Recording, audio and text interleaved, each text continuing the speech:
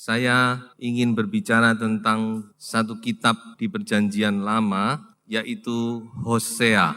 Pengalaman hidupnya itu menggambarkan hubungan Tuhan dengan umatnya. Hosea ini adalah nabi yang meratap untuk kerajaan Israel. Dia meratap, membujuk, dia memohon dengan sangat supaya bangsa Israel kembali kepada Tuhan, bertobat. Nah, arti daripada Hosea itu sendiri adalah Tuhan menyelamatkan, atau kita bisa artikan itu sebagai juru selamat. Dan saudara-saudara, tema utama daripada kitab Hosea ini yaitu Tuhan lewat Hosea, dia bertanya kepada bangsa Israel, apa sebenarnya yang telah terjadi dengan pernikahan kita? Mengapa demikian, saudara-saudara? Karena hubungan umat Tuhan dengan Tuhan itu dari dahulu sampai sekarang sebenarnya adalah satu hubungan pernikahan. Hubungan antara suami dan istri. Paulus pernah menyatakan di dalam kitab Efesus, dia berbicara tentang hubungan suami istri. Lalu dia berkata, bukankah rahasia ini besar? Rahasia ini menyatakan hubungan antara Kristus dengan gerejanya. Di ayat yang lain, Paulus berkata kepada sidang jemaat Korintus, kamu telah kutunangkan dengan seorang pria. Jangan sampai kamu tertipu seperti Hawa. Pada zaman dahulu juga demikian. Hubungan antara umat Israel dengan Allah, Yehova, itu adalah hubungan antara suami dan istri. Dan melalui kitab Hosea ini, Tuhan bertanya kepada mempelainya. Tuhan bertanya kepada istrinya, apa sebenarnya yang sudah terjadi dengan pernikahan kita ini? What's happened to our marriage? Kalau saudara membaca kitab Hosea, kurang lebih itu inti utamanya. Mengapa demikian? Karena tadi sudah saya singgung bahwa Hosea dia dipakai oleh Tuhan lewat pengalaman hidupnya. Coba kita baca Hosea pasal 1 ayat 2 dan ayat yang ketiga. Ketika Tuhan mulai berbicara dengan perantaraan Hosea, berfirmanlah ia kepada Hosea, pergilah, kawinilah seorang perempuan sundal dan peranakkanlah anak-anak sundal, karena negeri ini bersundal hebat dengan membelakangi Tuhan. Maka pergilah ia dan mengawini Gomer binti Diblaim.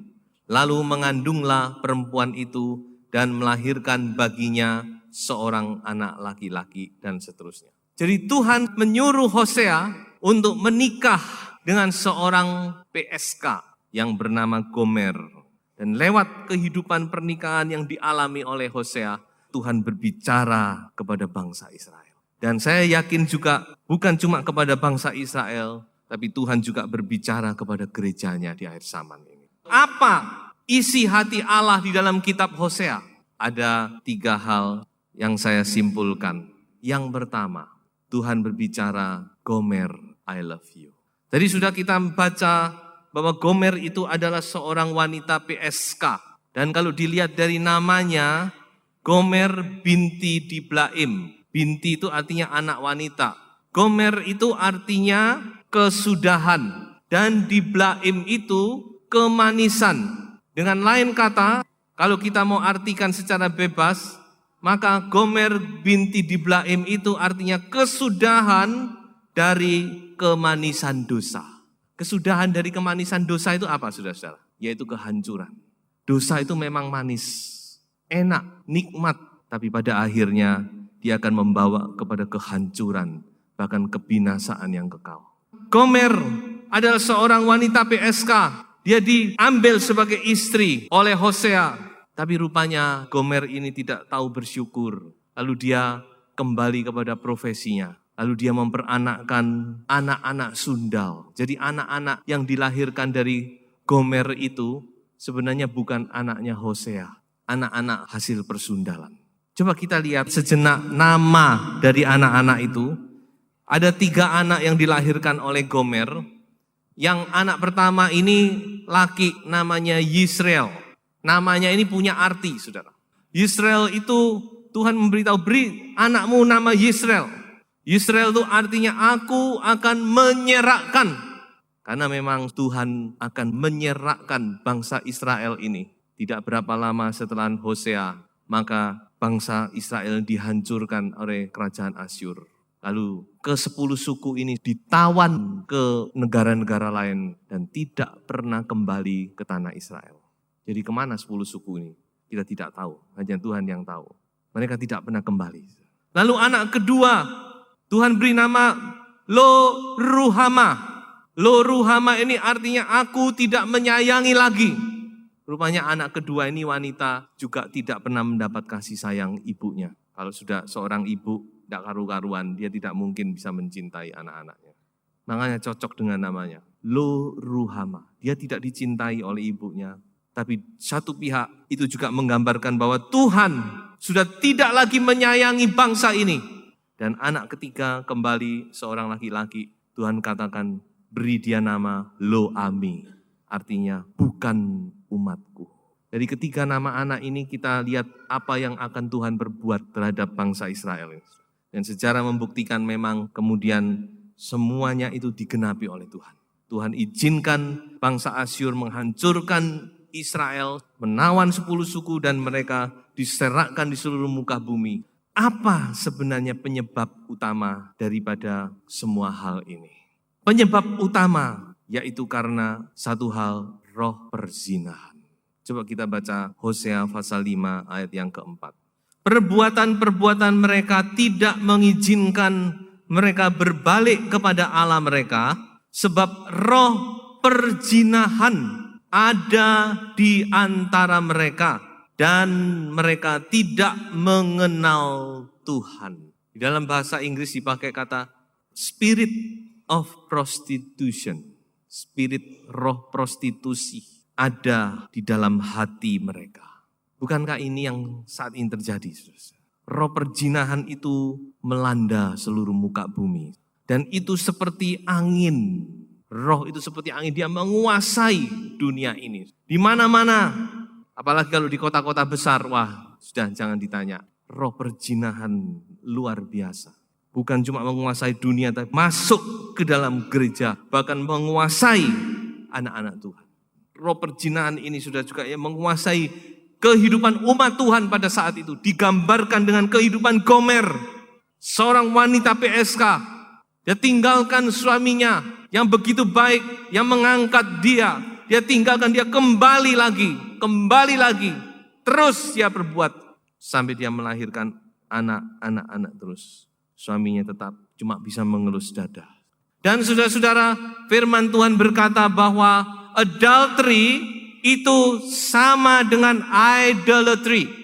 Adultery, perzinahan dan percabulan itu sama dengan idolatry yang artinya penyembahan berhala. Coba kita baca 2 ayat ini. Kolose pasal 3 ayat 5 dan ayat yang ke-6. Karena itu matikanlah dalam dirimu segala sesuatu yang duniawi, yaitu percabulan. Percabulan itu adalah pornografi, kenajisan, hawa nafsu, nafsu jahat, dan juga keserakahan yang sama dengan penyembahan berhala. Semuanya itu mendatangkan murka Allah atas orang-orang durhaka. Mungkin kita bisa saja berkata, saya tidak menyembah berhala, tidak ada berhala di rumah saya. Tapi kalau saudara lakukan hal-hal yang ditulis di sini, saudara-saudara, firman Tuhan berkata apa? Sama dengan penyembahan berhala. Satu ayat lagi, Efesus 5 ayat yang ke-5.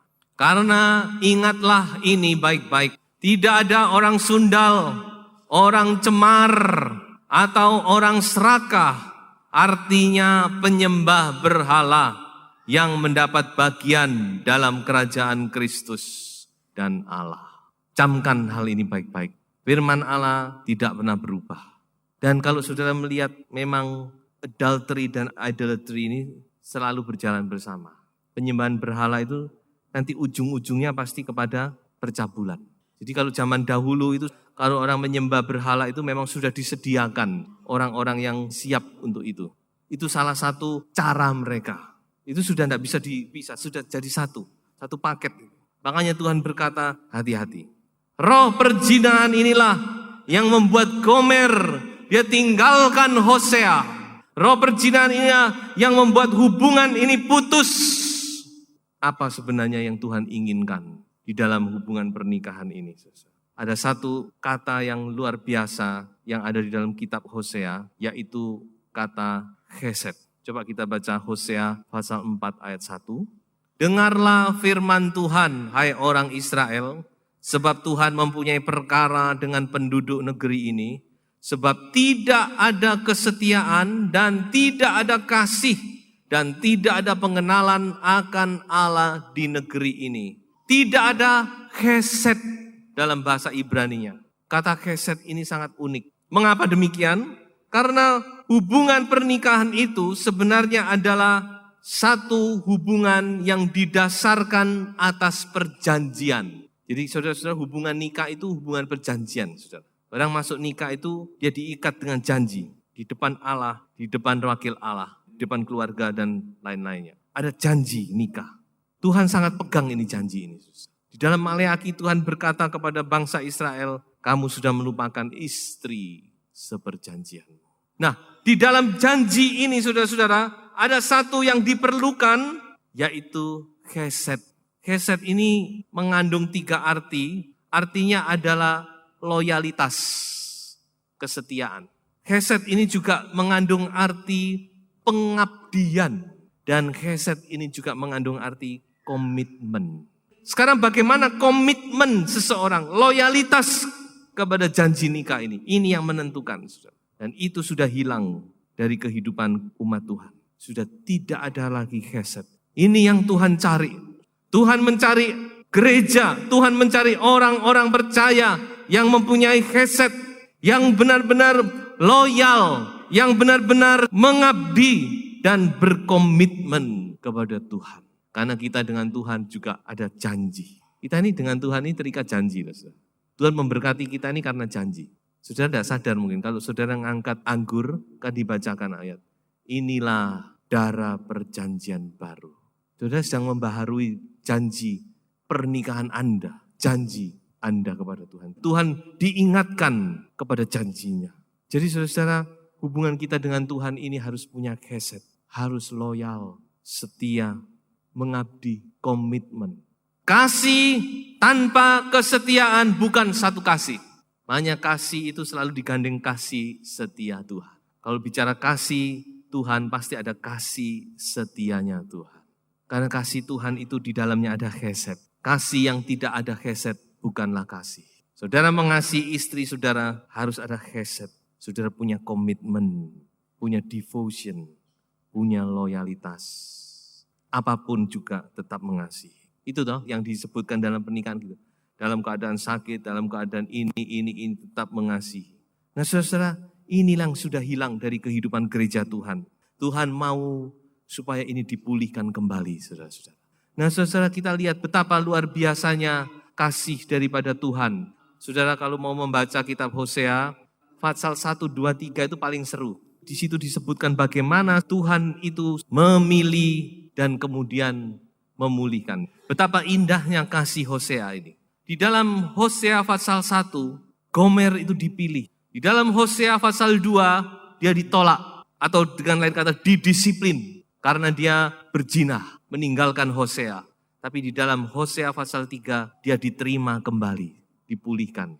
Hosea pasal 1 berbicara tentang kasih karunia.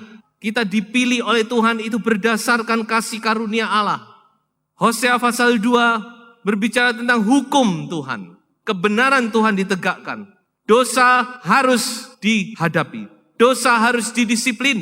Tidak bisa dibiarkan. Dan Hosea pasal 3 berbicara tentang kasih setianya Tuhan. Tuhan itu tetap setia. Dia angkat kembali. Hosea pasal 1 itu berbicara tentang perjanjian Abraham. Abraham dipilih menurunkan bangsa Israel. Hosea pasal 2 berbicara tentang perjanjian Musa. Taurat. Karena Taurat diberikan, mereka mau tidak mau harus dihukum sesuai dengan Taurat. Karena Taurat itu ada 2, berkat dan kutuk. Kalau melakukan ya berkat, kalau tidak bisa melakukan kutuk. Nah ini yang kena, karena mereka tidak bisa melakukan. Karena mereka menolak Tuhan, maka kutuk. Tapi Hosea pasal 3, perjanjian baru, saudara-saudara. Coba baca Hosea pasal 3 ayat 1 dan ayat yang kedua.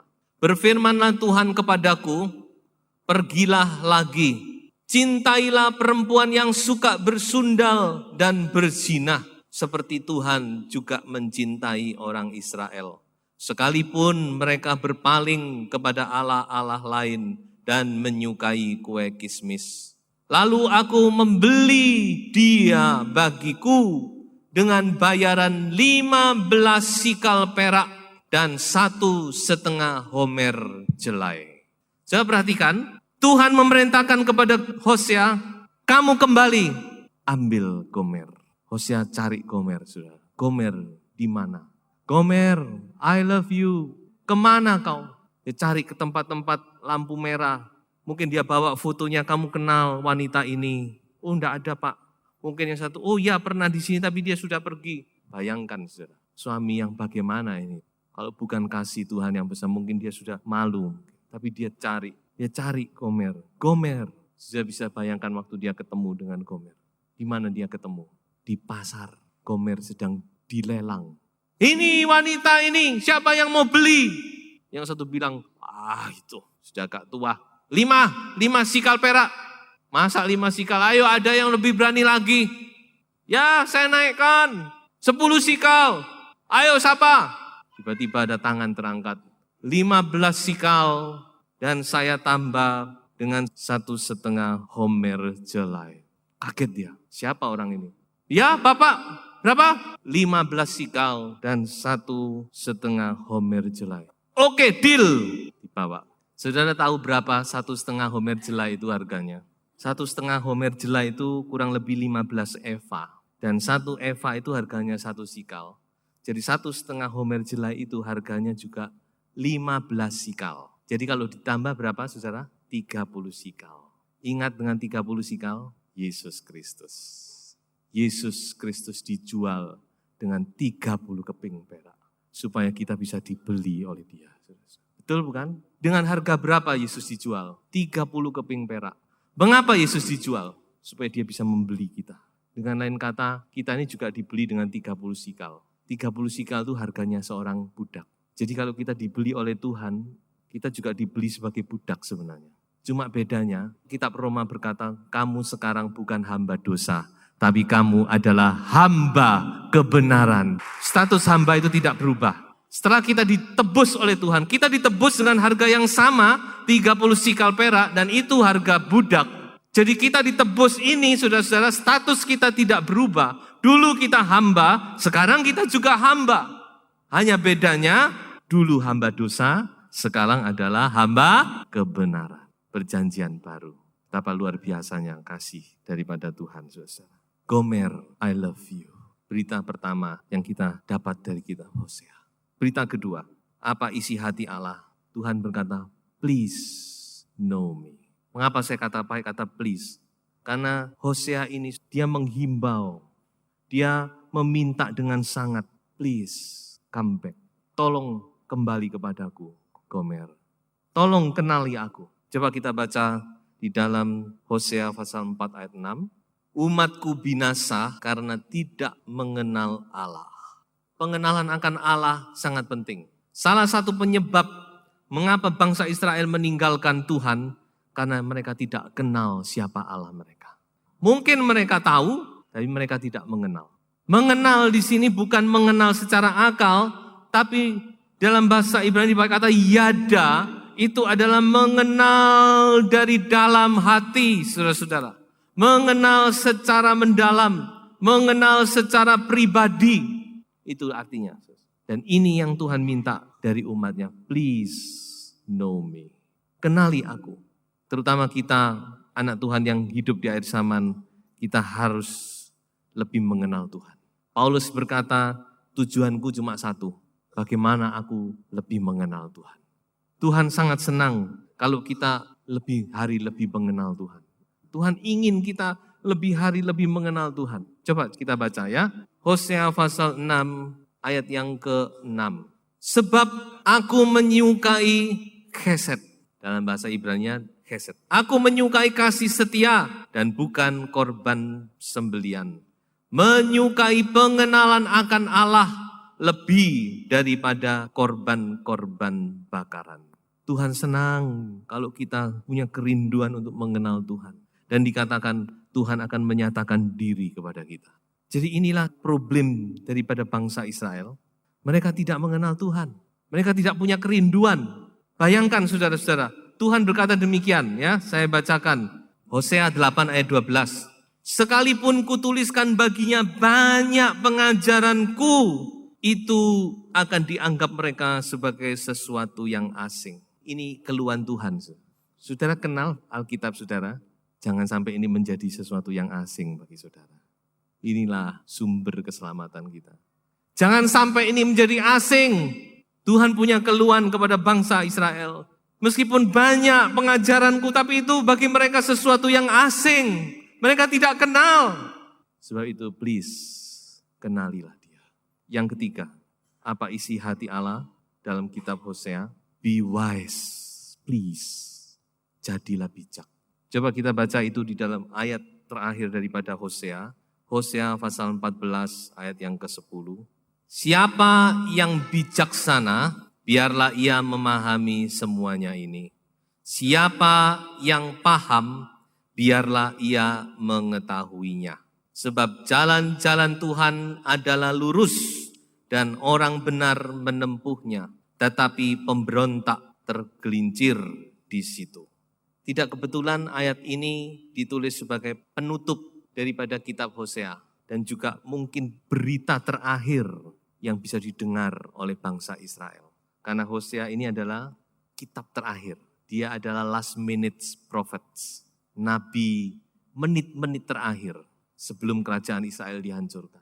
Tuhan masih kirim Hosea. Himbauan bangsa ini. Dan kata terakhir Tuhan kata, jadi bijak. Jadi kalau saudara teliti lebih lanjut, di sini sebenarnya ada 3 bagian, yaitu kebijaksanaan, lalu pengertian, dan pengenalan. Wisdom, understanding, knowledge. Ketiga hal ini seringkali muncul di dalam kitab Amsal. Salah satunya di Amsal 24, dikatakan dengan hikmat rumah didirikan, dengan pengertian diisi, dengan pengetahuan. Itu seringkali muncul, saudara. Jadi 3 hal ini sebenarnya berkaitan erat. Jadi hikmat itu memberikan pengertian. Orang yang bijaksana dia bisa punya pengertian. Dia bisa mengerti keadaan orang lain. Dan pengertian itu membawa kepada knowledge, pengetahuan atau pengenalan. Nah, saudara-saudara, ketiga hal ini penting. Sepertinya memang apa itu? Itu bukan hal yang rohani. Tapi coba kita lihat beberapa ayat berikut ini. Daniel 11 ayat 32. Dan orang-orang yang berlaku fasik terhadap perjanjian itu akan dibujuknya sampai murtad dengan kata-kata licin. Tetapi umat yang mengenal Allahnya akan tetap kuat dan akan bertindak. Baca lagi Daniel 12 ayat yang ketiga. Dan orang-orang yang bijaksana, Daniel sedang berbicara tentang keadaan di akhir zaman, akan bercahaya seperti cahaya cakrawala. Dan yang telah menuntun banyak orang kepada kebenaran seperti bintang-bintang tetap untuk selamat. Bijaksana, pengertian, pengetahuan atau pengenalan. Dan saya ajak lagi satu ayat, Wahyu 13 ayat 18. Yang penting di sini ialah hikmat. Barang siapa yang bijaksana, baiklah ia menghitung bilangan binatang itu, karena bilangan itu adalah bilangan seorang manusia, dan bilangannya ialah 666. 666. Bijaksanaan penting. Bijaksana, pengertian, pengenalan atau pengetahuan. Itulah yang ditulis di dalam Hosea ayat terakhir itu. Siapa yang bijaksana, biarlah ia memahami semuanya. Biarlah ia mengerti. Dan siapa yang paham atau siapa yang mengerti, biarlah ia mengetahuinya. Mengenalnya, bijaksana, pengertian, dan pengetahuan.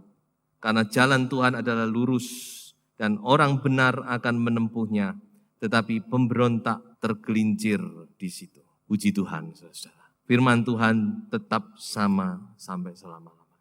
Tuhan tetap berbicara kepada gerejanya di akhir zaman ini. Gomer, I love you. Siapa Gomer itu? Kitalah Gomer itu. Kita yang sudah ditebus oleh darah Yesus. Jangan sampai kita menjadi anak Tuhan yang tidak setia. Jangan sampai kita kehilangan hesed itu. Dan yang kedua, Tuhan mau kita mengenal Dia. Please know me. Tolong kenali aku. Saudara rindu mengenal Tuhan lebih lagi? Atau saudara aco tak aco? Mari kita lebih mau mengenal Tuhan. Hanya itu yang penting. Dan yang ketiga, be wise. Jadilah orang-orang yang berhikmat. Jadilah orang-orang yang bijaksana di akhir zaman. Dari mana hikmat, kebijaksanaan, pengertian, pengetahuan? Amsal berkata, semua itu datang dari mulutnya Allah. Kalau kita sungguh-sungguh rindu, kita sungguh-sungguh mencari, seperti mencari perak, mencari harta yang terpendam, maka kita akan mendapat semuanya itu. Tuhan memberkati saudara-saudara semua.